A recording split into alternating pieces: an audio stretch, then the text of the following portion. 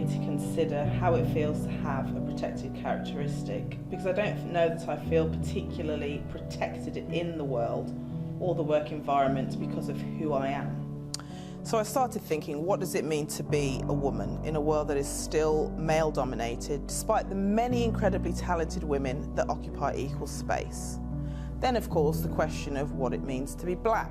Actually, for me, to be mixed race, and to feel like neither identity really reflects my lived experience.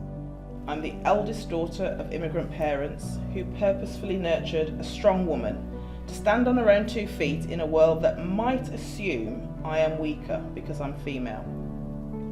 The fact that I am a woman of colour living and working in spaces that do not often represent or reflect me can be challenging, frustrating, but mostly disappointing.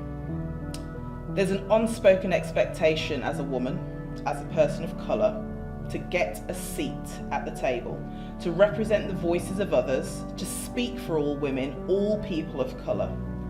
Feeling that weight of responsibility for my community, my sisters, my daughters, those that have gone before me in history to create the opportunities that I've been given is exhausting. I can't represent them all. I often feel I'm being asked to, but I can only speak for myself, my life, my truth, my experience. Women are not allowed to fail. Black women are definitely not allowed to fail. There's an internal dialogue that runs around my head questioning, do I belong? Do I fit in? Am I good enough?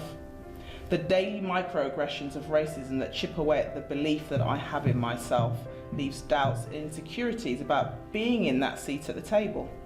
Managing the layers of thought, will I be judged before I open my mouth? Mentally balancing my tone so I'm not perceived as the angry black woman. Am I here on my merit or just to tick a box? Sometimes it feels easier to stay silent, to not speak up, but I can't, and I owe it to those that have gone before me and those that will come after me to make it a little easier. And mostly I owe it to myself to live up to the potential that's inside of me, regardless of my gender or the colour of my skin. Breaking glass ceilings is a bittersweet victory. Still, being the first, the only, it's lonely. What change would I like going forward? For those that currently sit in the places of power, don't seek to protect me. Champion a work environment that allows me to be my whole self, unapologetically, and whoever you are, when you get a chance to sit at the table, get creative. Don't stay silent, and pull up a seat for the next person.